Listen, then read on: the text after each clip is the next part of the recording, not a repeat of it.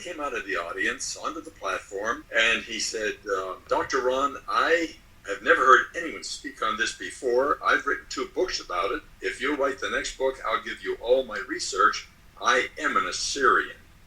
Nora, I got chills. It felt like watching Lazarus come out of the grave. I couldn't believe it.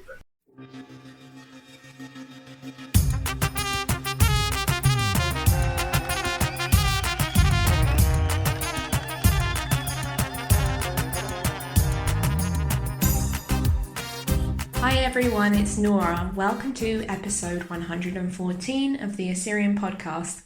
My guest today is Ron Susek, who is the author of the book The Assyrian Prophecy.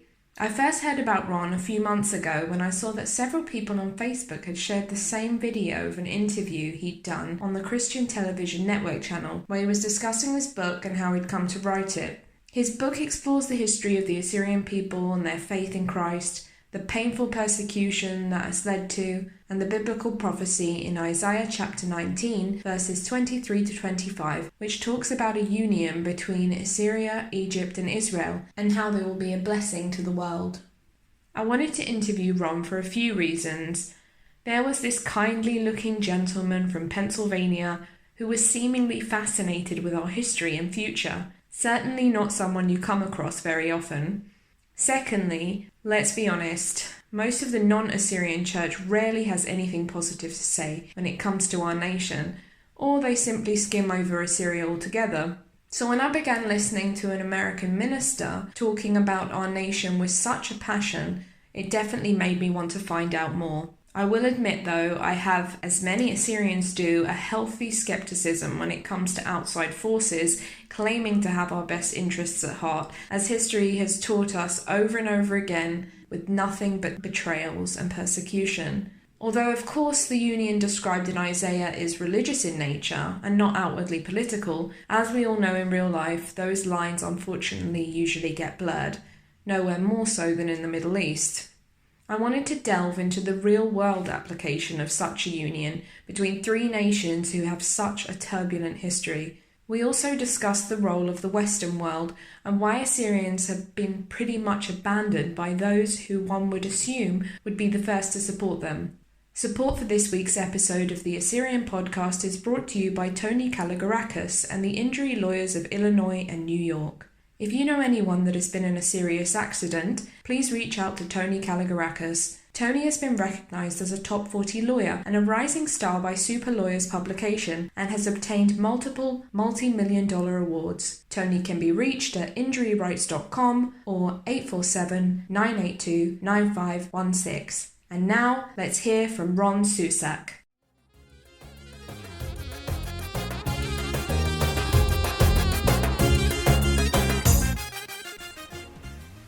So how did you first learn about Assyrians and Assyrian history, and what was that introduction? Nora, it's not a thing that I sought. It tended to seek me. It was about 30 years ago that I was sitting in my little study in our old home, and I read that prophecy, and I would have kept reading, doing what all of my theological friends have done, and that is, I know that's a prophecy, I don't know how that fits in, so let's keep going, we'll come back to that. And they never came back. And that's why that's one of the reasons why there's a vast ignorance across the body of Christ around the world about this prophecy. We've kind of just walked by it, and I tend to think it's because God was shielding it for the right time. But be that as it may, as I read the prophecy, the thing that stopped me dead in my tracks was the word Assyrian. I leaned back in my chair and facetiously said, God, did you make a mistake? Now, I was being funny because obviously I don't want to be struck dead. But I said, God, did you make a mistake? There are no Assyrians. They were destroyed in 612 BC. And that question never left my mind. I did not pursue it, Nora. It kept coming back to me again and again and again. So finally I began to do some thinking and reading, and then one day I was to speak at a world convention for a certain denomination, and I told my wife I was going to speak on this, and so I did. And to my amazement, and at that point I still did not know there were Assyrians. I thought, it's a prophecy of God, If he has to bring them out of the dust of the ground, he'll do it, but this is of God. And so I spoke on it, and a man came out of the audience onto the platform, and he said, Dr. Ron, I have never heard anyone speak on this before. I've written 2 books about it. If you write the next book, I'll give you all my research. I am an Assyrian. Nora, I got chills. It felt like watching Lazarus come out of the grave. I couldn't believe it. So that was my first introduction. That was about 15, 20 years ago. Then I began to follow ANN news about the Assyrians in the Middle East. And then when we took out Saddam Hussein, I was really shocked to learn that there were somewhere around 1.5 million Assyrian Christians living in northern Iraq. Right.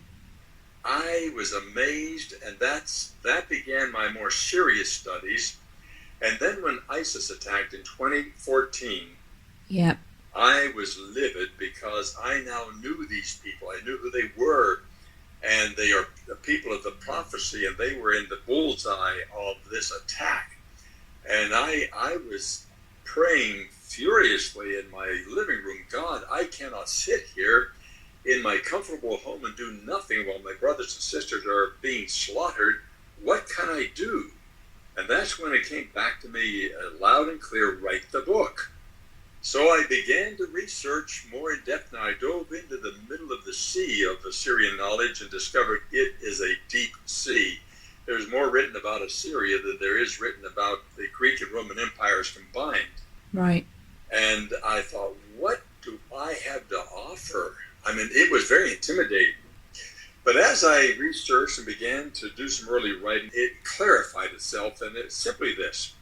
This book is not another history book. There are scads of those. You can Google and you'll dive into an ocean of information about the Assyrians. This book does give history and it tries to build an understanding and a heart for the Assyrian people, but it's a call to action. This book is a call to action. I am more and more convinced every day that God's time has come, and he's going to raise up the Assyrian fame, and he's going to restore them to the land, to their natural sovereignty in Mesopotamia. Could you clarify for our listeners that aren't aware what this prophecy is and how it's relevant to the Old and New Testament? Oh, yes, absolutely. The prophecy is so simple that a child can understand it, that Assyria, Israel, and Egypt, these three, first of all, there will be a highway running between Egypt and Assyria right through Israel, and that highway will have a name. It's the name, the Highway of Holiness.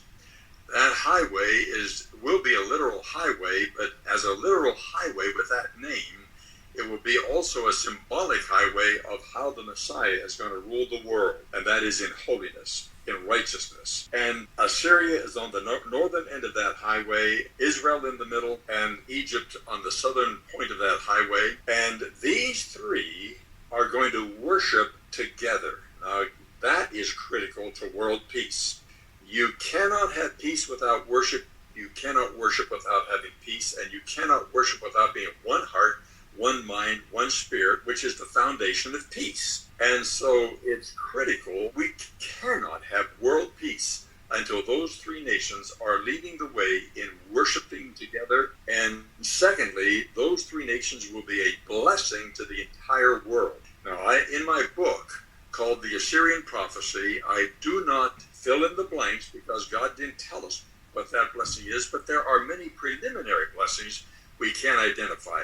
So I think that the regathering of Assyria from around the world and establishment as a sovereign nation is critical, even in preliminary blessing and preliminary peacemaking in the Middle East, along with Israel and America. What was it that made you want to write a book about this prophecy in particular? What was it that stood out for you? I think that having this thing haunt me for many years until I finally dove in and really researched and realized that many of our commentators skimmed over it like a pebble going off the surface of the water. I kept digging and digging because I realized this is a piece of the end time puzzle that we have not been talking about. And my wife is a great singer, and she's sung for many prophecy conferences where scholars speak, Friends of Israel conferences and so forth, and none of them ever address this subject. And yet we cannot see the coming of Christ until this is addressed. And so I just took this as a real mission from the Lord that I needed to write about this because it is a critical missing piece of the end time puzzle for Christians around the world. What do you say to those that would say perhaps this isn't a literal definition, it's not a physical highway, that there are lots of things in the Bible that could be described as metaphors? How do we know that this prophecy specifically is to be taken literally? Because it's stated as a fact. Anytime the Bible has a metaphor, it tells you this is a metaphor. When it's a parable, this is a parable. Although a parable is a story with a literal meaning. The Bible is not full of guessing games. The Bible is ultimately absolute and literal. And this is not presented as a figurative story or a parable or a metabolic statement. It is a literal prophecy made clear and simple, and it will happen literally. There might be those who say this is something that is in the Old Testament, it's assigned to history, and would say that this kind of union must have already taken place. Is there any period or event in history that someone could point to that would support that? There is nothing in history to suggest it has been fulfilled. Never has there been such a highway. Never has there been global peace. And this is going to be lasting peace. This is not a temporary rise and fall peace. So there's no exhibit in history whatsoever that even comes close to this being fulfilled. Now, that being said, Nora, let me get theological for a moment, because this I learned from the Assyrian patriarch when he blessed me in this project. And I'll never forget that wonderful day. But he made a statement. He wrote in the foreword of my book. And he made a statement that was confusing to me because of my Western theological training.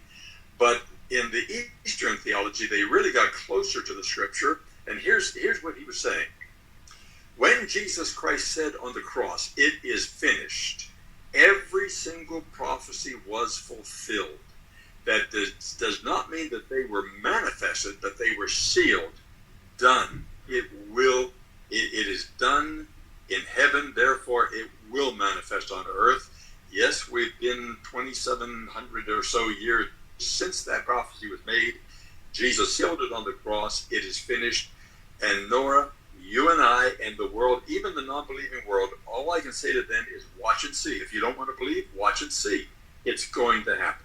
If we were to think about the real-world applications of this prophecy, just its implications in the modern age, if it were to play out as global relations currently stand, what do you think it would look like? Do you think it will solely be through the church, or would it include political leaders?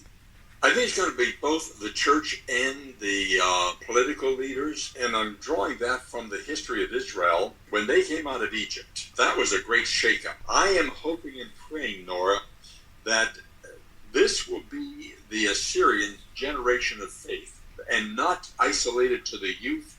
I would love to see the adults have the faith to lead the way, to lead the young people. We're going to believe God, and how God's going to play that out, I'm not sure, but let me give you another scenario when we get to the political side. There was a man named Cyrus who was the king of Persia, and Cyrus inherited a lot of Jewish slaves from Babylon.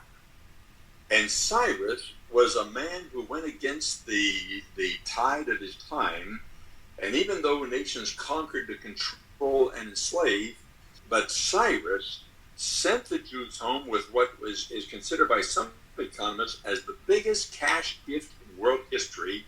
He surrounded them with military protection, he gave them an escort home, and he funded the rebuilding of the temple and the walls of Jerusalem.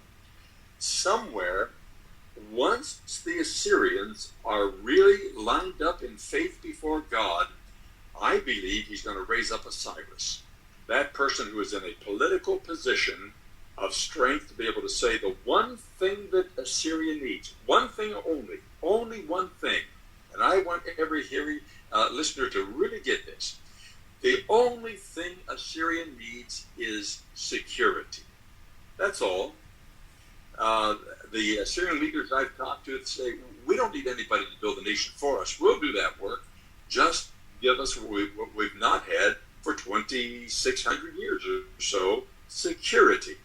And I believe that God's going to, on the spiritual side, we need to prepare spiritually with genuine faith in God. And on the political side, I believe God's going to raise up a Cyrus who's going to open the door and make that possible. But one more thing quickly. The reason why I'm hammering home the spiritual side is because if that is not in place, the door could open, they would go home and fail. Because there are too many factions, too many disagreements, too many arguments, too many power plays happening.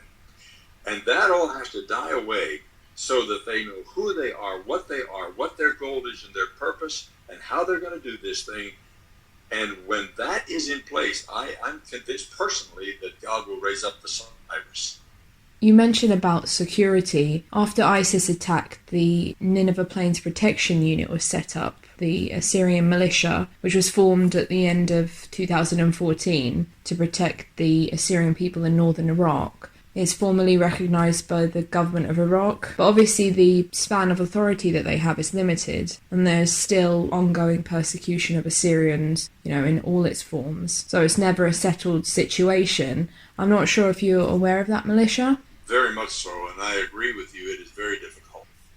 Have you had any responses from any religious or political leaders in Israel or Egypt, either to your book or to the prophecy? We're not quite to that point yet. There are people who are working to get the book into the Oval Office. There are leaders in D.C. who do have the book in hand. Understand that we're just fresh out of the gate. The book only hit the airwaves, 4 to 6 weeks ago, which has put us in a wonderful tailspin of activity. We're thrilled about it, but we are working in that direction. Number one, we're on the level of building awareness. We want to build awareness through the 2.5 billion Christians around the world, most of whom who do not even know this is going on and do not even know the reality of the Assyrians today. So we're working on building awareness. That's what the book is about. That's what these interviews are for. Eventually, that's what the public meetings will be for. Now, there are some evidences that God is raising up this awareness around the world. For example, I had a rabbinically trained Jewish fellow in Israel call me saying that he is an Assyrian Jew. He's not a Christian, but he's an Assyrian Jew. And he is wanting to rebuild the connections between the Assyrians and the Jews, and asked if I would help him establish an Assyrian embassy in Jerusalem. Well, I told him we're not to that point yet, but I'm only bringing that up to say that there are some very interesting conversations happening at different parts of the world that are intriguing to me. That's interesting that you've had that response. Has there been any response from Christians in the West? Not maybe specifically about your book. You said it's been released very recently, but any interest in this prophecy? A lot of the time, Middle Eastern Christians are forgotten about by the rest of the Christian world. They're not really talked about at all, let alone to do with the prophecy. Beyond the Assyrian world is one of, let's say, shocked hesitation. The shock is, Ron, where has this been? We have never thought about this. How did we miss this? Well, as you know, anytime you're trying to introduce a new idea, it takes about 8 stages. And so they are not putting up a resistance or arguing back or trying to disprove it. They're trying to assimilate it. And as they do, I am having major Christian leaders call and say, what can I do? How can I help? It's like bringing a huge plane down the runway. You gotta have a lot of runway to get air under the wings and get that thing in the sky, but I see it happening. Israel and Egypt are the other 2/3 of this prophecy. All three have a pretty sour biblical relationship.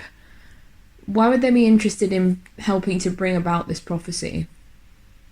First of all, the Assyrians, the Israelites, and the Egyptians, the Coptic Christians, All three believed that Isaiah was the prophet of God. So there's common ground.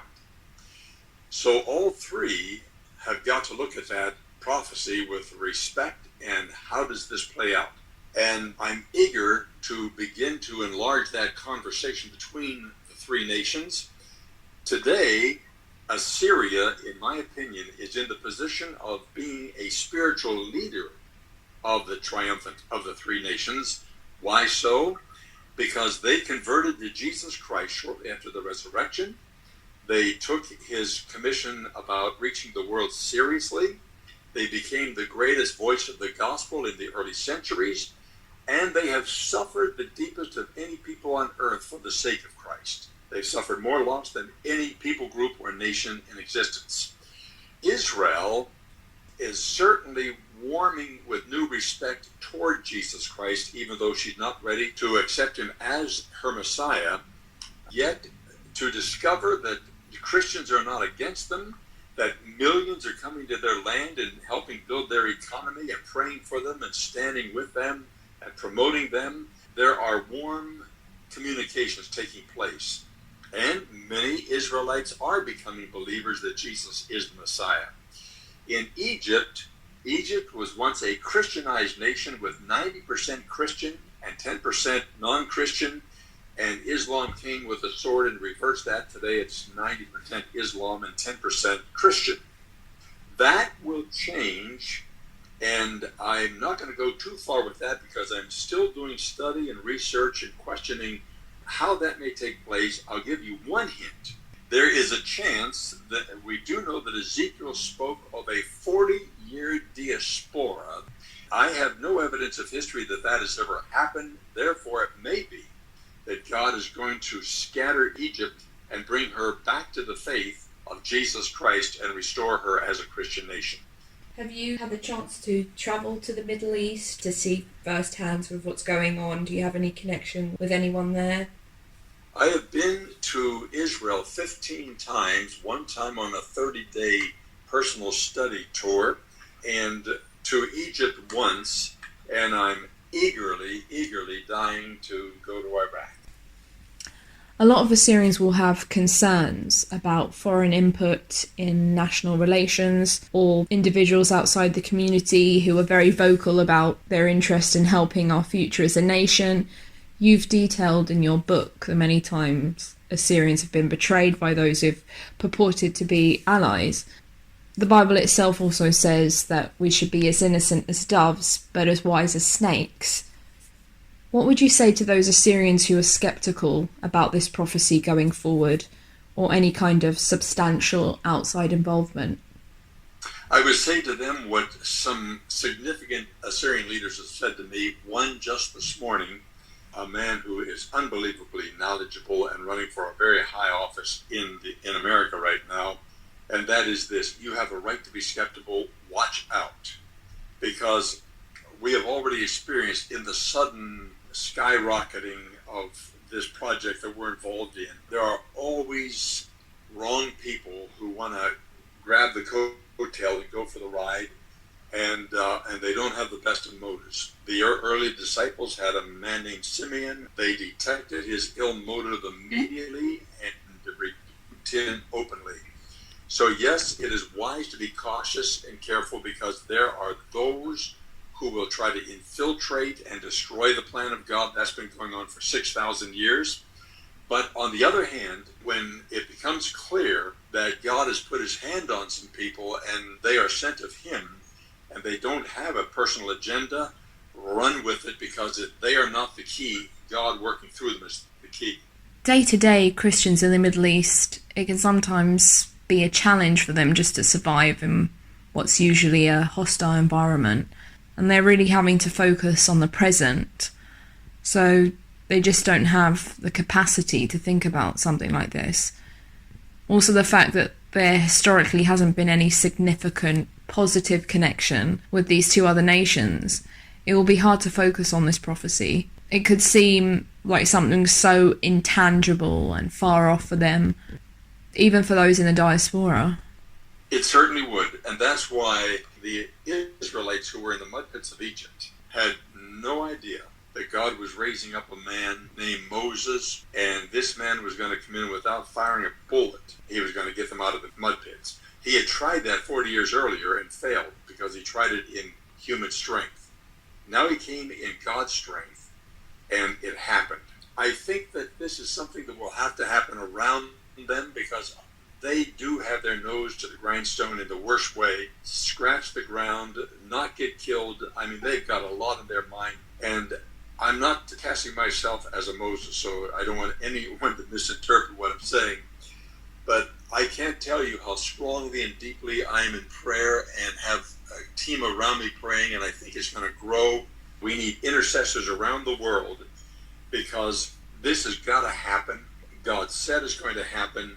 And these dear people who are still there at the risk of their lives, at great suffering and hardship and setback, and the world doesn't even know this is going on because if it's not in the news, we think it doesn't matter. And yet it does matter. I am hoping and praying that in my lifetime, these gears will begin to turn and these dear people who have stayed true to the Lord in all of this terrible thing that has happened will begin to see the deliverance rising up around them. The Christians in the Middle East, as I said before, are often ignored by the mainstream media, by politicians, and even the church in the Western world, while their situation just becomes more and more dire. Why do you think people are so hesitant to discuss that? What do you think is the reason why there isn't a lot of support for Christians in the Middle East from Western countries? There are a couple of reasons. Great question, Nora. Number one, they don't look like us. And so we assume, they may say they're Christian, but they don't dress like we dress, and they worship differently, so they're not really Christian. That is in fact, a close Assyrian friend of mine just sat down with an evangelical pastor, and the pastor asked him if he's a Christian, and he gave his Eastern answer, which is as good as any answer, and the evangelical pastor of a big church said, well, you're not a Christian. You don't look like us. You're not using our words. You're not saying it in our lingo, and so forth. So that's one reason. Another reason, and probably a bigger reason, is that the Assyrians have been referred to on the news when ISIS attacked as minorities. Well, a minority is a faceless, nameless, useless throwaway. So by not giving them a name, in other words, we finally, through media and other means, gave the Jews a face and a name. The Assyrians, that have a gigantic history, have been stripped of their face and name and thus stripped of their dignity.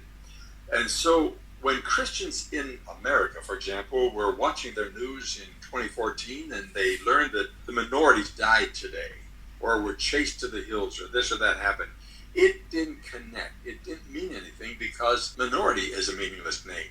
That's why in building awareness, one of my goals is to break through that by the power of God and give the Assyrians a face to be recognized, a voice to be heard, and a name to be honored. And that's going to come by the Spirit of God, and it's necessary. And finally, once America and Canada and different Western nations get a handle on this, you're going to see a groundswell shift in their favor.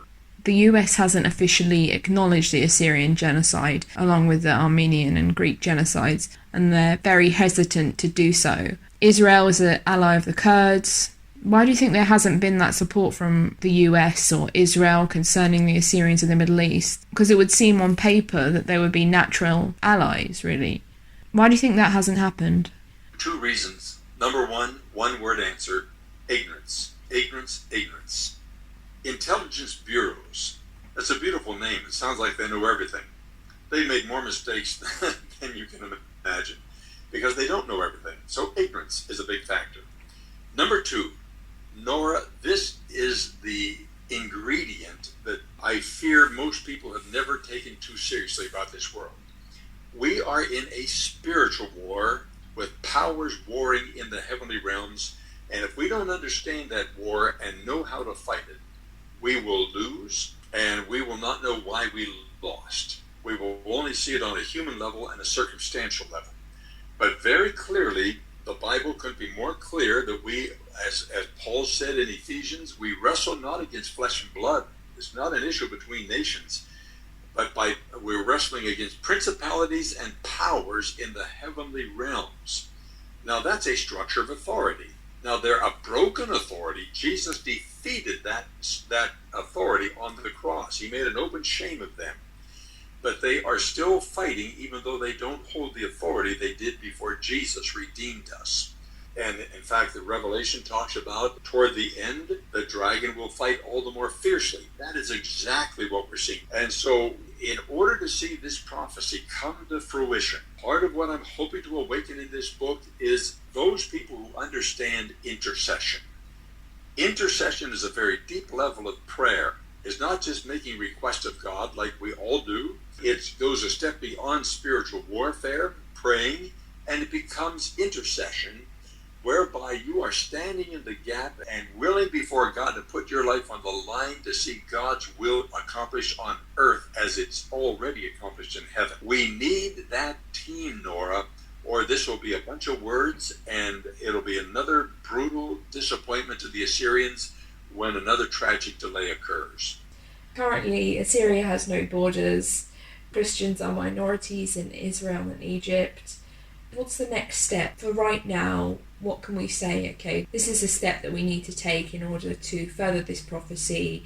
Anything practical that people should be doing, whether it's Assyrians in the Middle East or in the diaspora or the Christian community as a whole, what do you see being the next step? Practical steps. This is going to sound self-serving, but it's not. I'm serious about this. Buy 100 copies of the book and give it to people. Begin study groups. Educate the church. We've got to awaken the church, not just with inspiration, but education, so that they understand their world history better and how it ties into them. It affects the entire world. And so education, awareness, that's huge. That doesn't have to take 10 years. We can do that in a year or two if we just explode. And already the Assyrians are doing that. But we need the church at large to really get a handle on this thing. And I am preparing to write more follow-up books to continue the educational process. We now have a knowledgeable body of Christ. Out of 2.5 billion or more Christians on this earth, can we not find 5 or 10 million? That's a very small percentage. But 5 or 10 million can make a well of a difference. Particularly if among them we find those people who intercede. Now that sounds passive. It is not passive, because it is out of that education and awareness that God is going to raise up that great Cyrus who's going to bring in the pragmatic way to make this happen. And I already have my message ready for the Cyrus if God gives me the privilege of meeting with him. Throughout the time that you've been writing the book, I think you said you've been writing it over 20 years, or the research then happening over 20 years. What are the experiences that you've had along the way? Anything of note or something that gave you encouragement to keep working on it? Because that's quite a long time to work on a project. At first, I can't tell you how deep the sensation was at several points to just lay it down and forget it. And one was when I tried to penetrate the Assyrian world to get to know Assyrians and found there was a wall there. They would not return phone calls. They were polite when I did talk to them, but they never did anything. It's like we didn't even have the conversation. And I finally was able to get a man on the phone named Sabri Ackman, who heads the CFO Center worldwide. And I said to him, Mr. Ackman, you don't know me at all, but I'm going to ask you one favor before we go further. He said, what's that? Promise me that you will not hang up until I tell you my story. He said, okay. And an hour and a half later, he said, well, Ron, you're right. You have been stonewalled, not because of you, but because we've been betrayed so many times. We don't know who to trust. But I want you to know that I believe your story. I trust you. I'm going to give you 1,001%. He set up a meeting, my first meeting with Assyrian leaders in California, and I flew there. And you talk about spiritual warfare. On my way to the airport, I became extremely ill. And I actually had to sit down at the airport because I thought I was going to pass out. I thought, you know what? I am going to get there no matter what. The moment I passed through the door and got on the plane, that lifted. This thing of spiritual warfare is very real.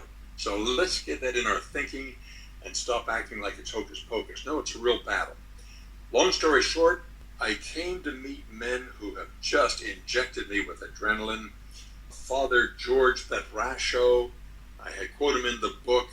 He said, God said it's going to happen. He's sovereign. It's going to happen. When we have the faith, it will happen. Father Athanasius Tuma was very strong in saying, we don't need anybody to build the nation for us. He said, I don't brag, but I'll tell you, we'll have it built in 10 years if we get the protection. And the doors have opened to Assyrian media. That's just amazing. And so these are things that began to lift me. And when finally we connected and they gave me that trust, and I am doing everything I can not to betray that in the slightest, because I'm here for real. I have nothing personally to be gained in this, because I'm not an Assyrian. Sadly, I wish I were. I'll be standing on the outside of the wall cheering you people on. My point is that these people have really given me great encouragement. Just this morning, had an hour-and-a-half conversation with this leader that I told you about. First time we've been able to connect, and very affirming and very free with information. So these are things that have really caught air under my wings and have lifted me.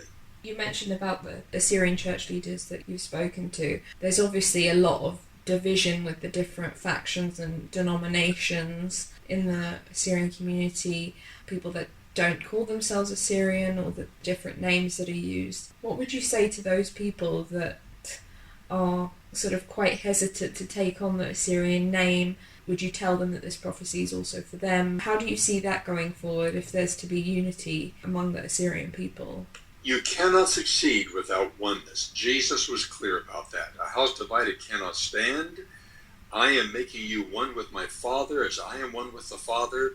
And it is by oneness of heart and mind and spirit that God moves in mighty ways. So it's imperative that Assyria be restored into the oneness and wholeness of a nation with a specific assignment from God. They're not being raised up to be what they were. They're being raised up to be what they are. They were a mighty empire. They are now kingdom builders, the kingdom of God builders. They are targeted for a specific role in leading the world. So it's imperative that people are going to have to rethink. Have we made commitments that are dividing us? Have I taken a different name for security reasons? What is going on here? And I think they're going to have to really think through, am I ready in obedience to God, not a call by Ron Susek, but in obedience to God? I belong to that nation. I need to come back to the truth that God wants to say to the world through that nation and declare myself a part of that nation. And as I say in the book, I'm asking every religious group that has been party to dividing the Assyrians by taking them into their fold and changing their name and so forth, release them before you get into trouble with God. Very important that we understand God did not add any words to Assyrian. He said the Assyrians and the Israelis and the Egyptians will be worshiping and being a blessing to the world. So it's critical. It's not negotiable. This is what God said, and if we are going to do it God's way, we must do that. When people begin to realize that this is God setting up the end-time world structure, come on, gang, get with it, wake up. I think that many are going to be ready to shed commitments and come back to serve God in this unbelievable privilege of being associated with Israel and Egypt in order to not only worship together, but be an impactful blessing to the entire world. My word, there are no other nations on earth named in such a privilege. Have you had a lot of communication with the other factions or denominations? Have you had the chance to sit down and discuss with them? Not yet. However, I'm hoping that this book will open those doors, because I'm aware that there's a lot that needs to be done. And my background moved in a number of different directions, which I did not understand at the time. For example, for a number of years, we built into our ministry a mediation division because of the many churches that were dealing with crisis and huge churches collapsing. And my concern as an evangelist was that in every church conflict, the first casualty is the gospel of Jesus Christ. And so we started this division, and it became quite professional. What we were doing would stand up in a court of law. We had a man on our staff who had an earned doctorate in mediation. And I kept wondering, this is not my ultimate calling. Why am I doing this? Even though I was very rewarded in seeing churches healed and begin to build again. But I'm saying that background for this reason. There are a number of areas where God led me into deep studies and work, such as spiritual warfare, intercessory prayer, church mediation, as well as evangelistic crusades. And all of that now gives us a ton of tools to bring in service to the rebuilding of Assyria. And that doesn't mean that I'm the expert in all of those things. It simply means that I can be a valued contributor working with the people who will handle those areas. So I'm hoping as this thing grows and as the book expands, that people in these other groups, whether they are the heads of the groups or whether they are Assyrians in the groups, that with a humble spirit, they will meet me. I will gladly meet them with a humble spirit to take a look at, here's what the Word of God says, what should we do? Are there any Assyrians working with you? I'm now putting together, and I've already started to put together a group of Assyrian leaders, and I'm putting myself under their authority. Now, that doesn't mean they make the decisions for me. They mean they advise me from an Assyrian's perspective. Now, why is this important? When I met with the patriarch about a year and a half ago, I said to him, I understand authority. I've done a lot of studies in authority, what it is biblically. And I know that if you step one step beyond God-given authority, you're in trouble. And I said, I'm not here because I think I'm a hero to the Assyrian people. I'm here as your son and your servant. And I want to be under your authority. And I can't go forward with this project unless you bless it. And he graciously did, with a tear in his eye. He really did. You said that right now you're under Assyrian advisory. Can I ask who those leaders are? Well, I'm not real sure that all of them want their names on the air, except that I think that Father George Betarasho, the priest of the largest Assyrian church in L.A., wouldn't mind, as well as Father Athanasius Tuma. And now there's a man that I just had a long phone call with this morning that I think I'm getting comfortable inviting him on because he is profoundly knowledgeable and experienced, and he understands the importance of the spiritual level as well as the human level of how to make this happen.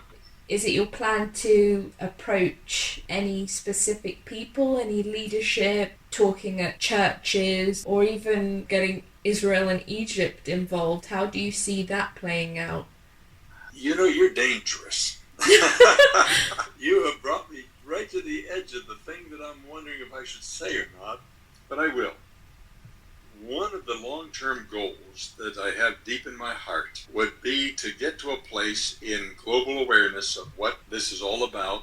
The church is praying, and we have the resources to pull the major Christian leaders from Assyria, Israel, and Egypt together for the first summit in the history of the world for 2,700 years since the prophecy was made, to say to them, all three nations believe in Isaiah and in the prophecy. What all does this mean, and how can we even begin this process now? If our listeners want to get hold of your book, where's the best place for them to go? They can try Amazon, or the best place is theassyrianproject.org. And they'll find us, and we'll do everything we can to get the books there as quickly as we can. If there's one thing that you could tell people that are listening, whether they're Assyrian, non-Assyrian, what's the last thing you want people to walk away and know? Jesus is coming soon. Get ready. Get ready. Get ready. Get ready personally. Get ready in your service to Christ wherever you are. Get ready on a national basis. God showed us what the national scene will look like under his Son. Let's build into that. One person, well, many people have said, well, Ron, isn't the prophecy for the millennial reign of Christ? Yes, it is. But Noah did not begin building the ark the eve before the flood. And there's no reason on earth why we should not begin to move toward this prophecy for those three nations. And it is when the Messiah arrives that indeed, then you'll see the final fulfillment. But we have every reason and right and responsibility to begin to move the three nations toward that direction.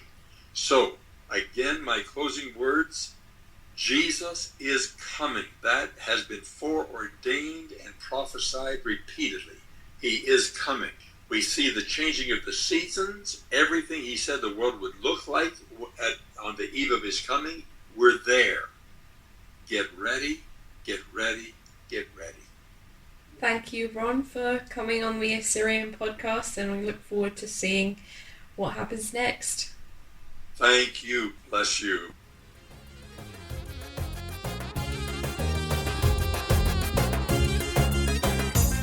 Thanks for listening today. I hope you enjoyed this episode. Go ahead and let your friends and family know about the Assyrian podcast if you did. We appreciate your support. Join us again next week for the next installment of the Assyrian podcast.